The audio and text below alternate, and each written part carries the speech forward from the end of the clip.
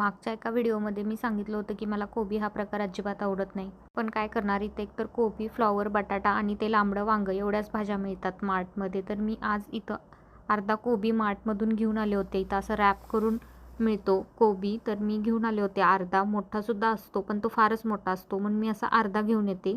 सगळ्यात आधी मी कोबी बारीक कट करून घेतला होता, स्वच्छ धुवून घेतला होता. नंतर मी तेलामध्ये जिरे मोहरीची फोडणी टाकली. त्यामध्ये मी बारीक चिरलेला कांदा परतून घेतला. कांदा चांगला परतून घ्यायचा. कांदा चांगला परतल्यानंतर त्याच्यामध्ये टाकायचं, मी इथं घरातली आमची चटणी टाकली होती. तुमच्याकडे जे तिखट असेल ते तुम्ही टाकू शकताय. नंतर मी त्याच्यामध्ये टाकलं होतं मीठ, हळद आणि थोडीशी हिंग टाकली होती. हे सगळं चांगलं तेलामध्ये परतून घ्यायचं.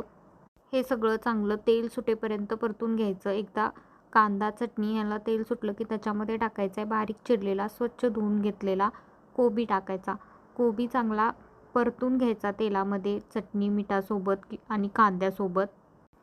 4 ते 5 मिनटं कोबी परतून घ्यायचा तेलामध्ये. नंतर झाकण ठेवून त्याला शिजवून घ्यायचं आहे आणि त्याला सारखं सारखं परतून घ्यायचं, हलवून घ्यायचं आधेमध्ये, नाहीतर कोबी खाली लागतो. तर छान अशी कोबीची भाजी 15 ते 20 मिनटामध्ये तयार आहे.